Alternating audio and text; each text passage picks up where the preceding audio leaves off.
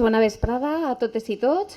Bé, m'he estat prestant atenció als diferents punts que han portat per començar aquest nou mandat en aquesta nova organització del seu equip de govern i he de dir-los que hi ha un parell de qüestions que ens criden l'atenció.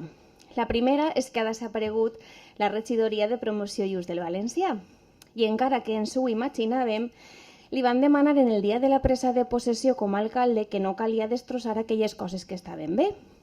En este temps, a ningú li ha fet mal una regidoria com la de promoció i ús del valencià. S'han comprat llibres per a la biblioteca, que això és cultura general.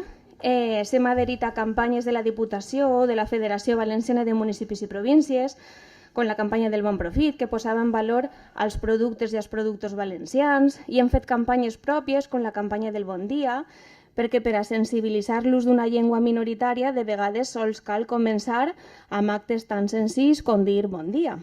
Però ja sap que jo no estudia dret. En estos darrers anys li ho he dit en diferents ocasions, però com que a vostè sí que li agrada. He buscat el marc legal. Bé, segons l'article 3.3 de la Constitució, diu: la riqueza de las distintas modalidades lingüísticas de España es un patrimonio cultural que será objeto de especial respeto y protección.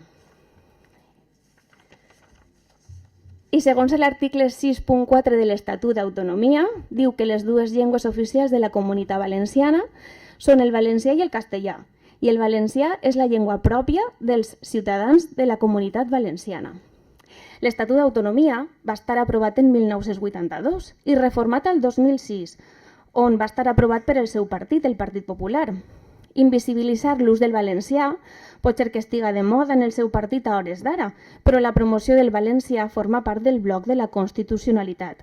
I al remat, una regidoria com la de promoció del valencià el que fa és ajudar a la ciutadania a relacionar-se en altres. Mire, aquesta regidoria mai ha comptat amb uns recursos ni econòmics ni personals excepcionals, però els 4.000 euros que hi havien s'empraven, com li he dit, en la compra de llibres. En campanyes com, per exemple, van utilitzar algunes penyes de Godella per fer material per a les festes. Així doncs, i ja que ahir vam tindre el nostre primer encontre com a portaveus i vostè va manifestar que molts dels punts que avui portem al plenari es poden estudiar, doncs jo li propose que torni a posar en marxa la regidoria de promoció i ús del valencià. També volíem aprofitar la nostra intervenció per parlar també del canvi de nomenclatura de la regidoria d'Igualtat per Mujer.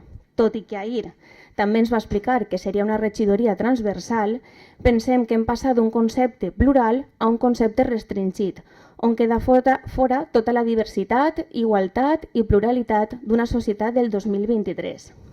Al remat, cal garantir els drets de la ciutadania des de la seva diversitat i just ens preocupa que s'han suprimit regidories que treballen en favor de la pluralitat i la convivència.